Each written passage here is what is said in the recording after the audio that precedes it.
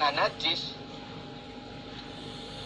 aturannya sebelum tangan dimasukkan untuk nanti berkumur, untuk nanti mengusap wajah, tangan itu harus disiram lebih dulu dengan air dari wadah kan. Dan Nabi membuat aturan menyiramnya sebanyak 3 kali. Nah, dari hadis ini Imam Nasai mengambil hukum atau istimbat hukum bahwa hadis ini juga bisa menjadi dalil bahwa tidur itu membatalkan wudhu. Karena di sini disebutkan ketika seseorang itu bangun tidur, aturannya pada waktu wudhu dia jangan langsung masukkan tangan ke dalam wadah air. Berarti setelah tidur kalau mau sholat itu wajib wudhu.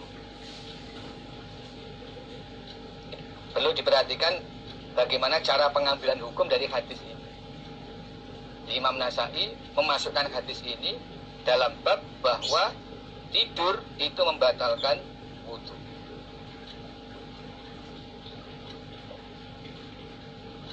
Adapun keterangannya,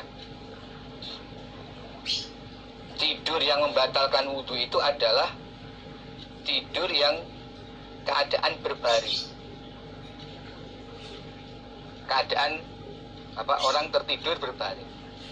Kalau tidur dalam keadaan duduk, posisi duduk lalu sampai tertidur, itu tidak membatalkan wudhu.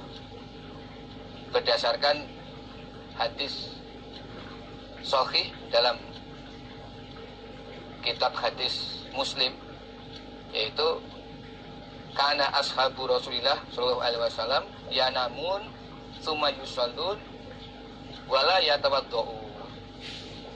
Jadi ini kejadiannya Nabi pernah suatu malam sholat isya sampai larut malam, sehingga para sahabat menunggu di masjid dalam keadaan duduk, bahkan sampai tertidur, keadaan duduk sampai tertidur. Ya, kemudian setelah Nabi keluar akan mengimami, mereka langsung berdiri lalu sholat tidak berwudu lagi.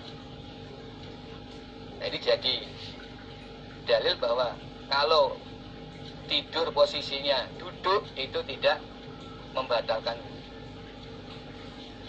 Tidur yang membatalkan wudu itu adalah tidur ketika posisinya berbaring atau terbaring.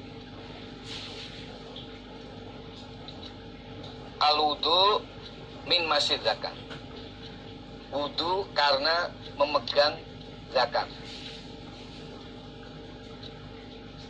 Akhbarona, memberi kabar kepada kami Imam Nasai siapa Harun ibnu Abdillah, haddatsana, memberi cerita kepada kami siapa Ma'nun. Amba'ana, memberi kabar kepada kami Ma'nun siapa Malik. Kemudian hiwalah, ganti isnad.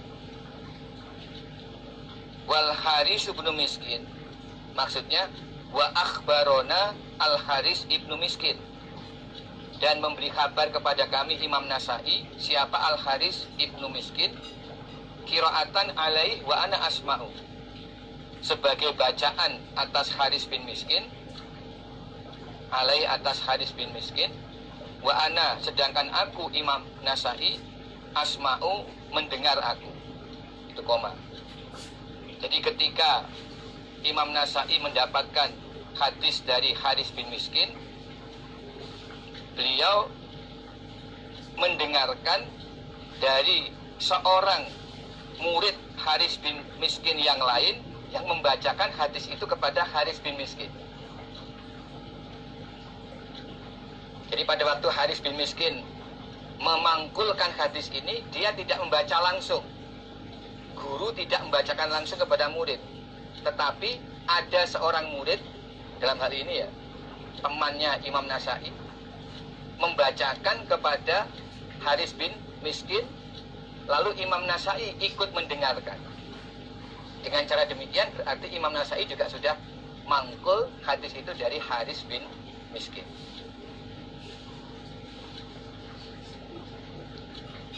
Ani Ibnul Qasim, maksudnya Haris bin Miskin dari Ibnul Qasim. Diperhatikan rujuknya ini, wa ana adapun aku Imam Nasai asma'u mendengar aku Imam Nasai, terus koma. Ani Ibnul Miskin, yang mendapat hadis dari Ibnu Miskin ini adalah Imam Nasai.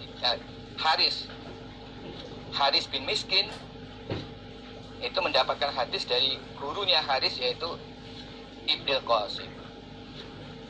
Qala berkata Ibnul Qasim, amba'ana bercerita kepada kami Ibnul Qasim, siapa Malik an Abdillah ibni Abi Bakar ibni Muhammad ibni Amr ibni Hazmin, annahu sesungguhnya Abdillah sami'a mendengar dia Abdillah Urwata ibn Zubair kepada Urwah. Yaqulu berkata Urwah, dakhaltu masuk aku ala Marwan ibn Hakam. Ini seorang amir. Fadzakarna maka menuturkan kami ma yakunu pada apa-apa yang ada minhu dari ma apa al-wudu, wudu. Kami menuturkan apa saja yang membatalkan wudu. Faqala maka berkata siapa Marwan, amir pada masa itu, min masjid zakar al-wudu, dari memegang zakar atau memegang kemaluan, al-wudu wajib wudu. Jadi Marwan mengatakan memegang zakar itu termasuk membatalkan wudu, sehingga orang yang memegang zakar wajib berwudu lagi. Faqala maka berkata siapa Urwah bin Zubair, ma alimtu tidak mengetahui aku Urwah, zalika demikian itu ketentuan bahwa memegang zakar membatalkan wudu. Jadi Urwah membantah apa yang dikatakan Marwan. Faqala Marwan maka berkatalah Marwan, akhbarotni telah mengkabarkan kepadaku Marwan siapa Busrotu bintu Sofwan, annaha sesungguhnya dia Busroh sami'at telah mendengar dia Rasulullah pada Rasulullah Shallallahu Alaihi Wasallam. Yaqulu bersabda Nabi, idza massa ketika memegang siapa ahadukum salah satu kalian zakarohu pada zakarnya ahad atau kemaluannya ahad, falyatawaddo maka hendaklah berwudu siapa orang.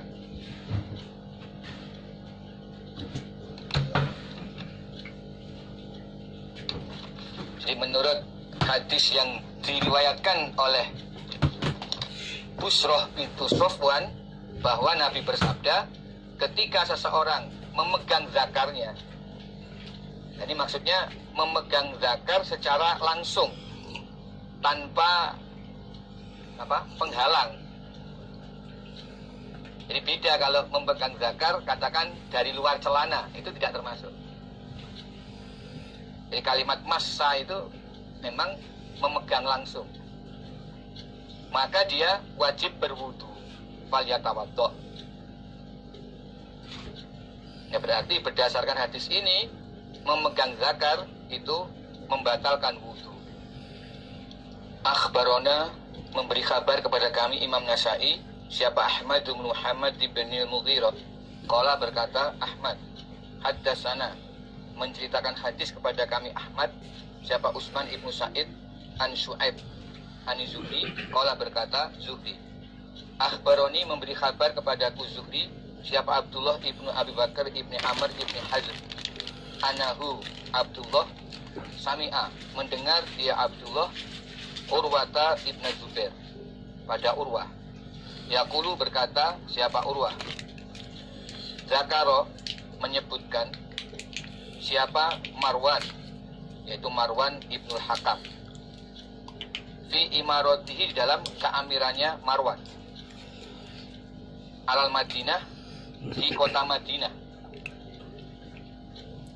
anahu, bahwasanya yatawaddu, berwudu siapa orang, min masjid zakar, karena memegang zakar, yaitu idza abdo, ketika memegang, ilaihi, pada zakar, siapa ar-rajul, seorang laki-laki, biyadihi, dengan tangannya rajul. Jadi Marwan sebagai amir menyebutkan bahwa seseorang berwudu karena memegang zakar, yaitu ketika dia memegang zakar langsung dengan tangannya. Ini yang menjelaskan bahwa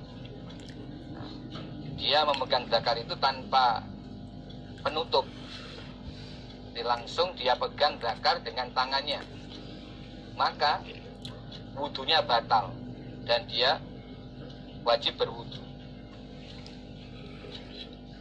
Fa'angkartu, maka mengingkari aku Urwah, zalika, pada demikian itu ucapan Marwan. Urwah membantah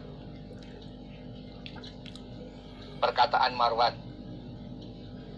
Wa qultu, dan berkata aku Urwah, la wudu'a, tidak ada wudu, alaman, atas orang, masahu, yang memegang siapa orang, pada zakar. Nah, Urwah mengatakan orang yang memegang zakar tidak wajib berwudu lagi.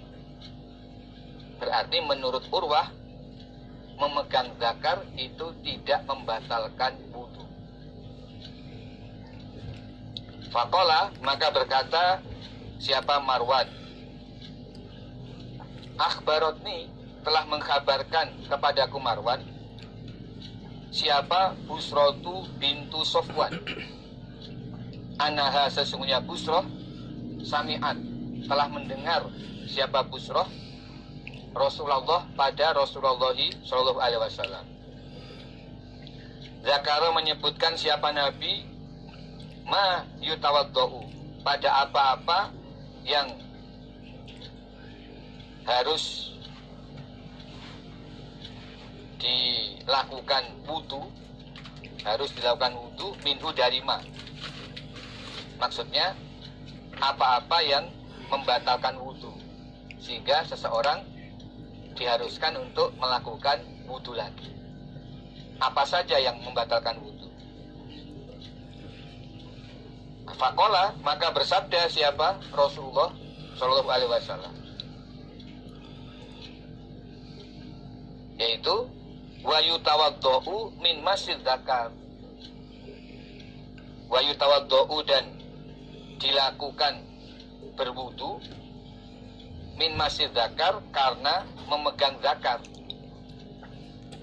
Jadi ketika Nabi menuturkan hal-hal yang membatalkan wudu, Nabi menyebutkan salah satu di antaranya adalah memegang zakar.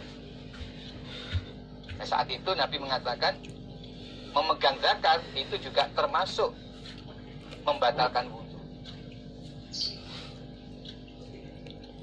Ini hadis yang disampaikan oleh Busroh kepada Marwan.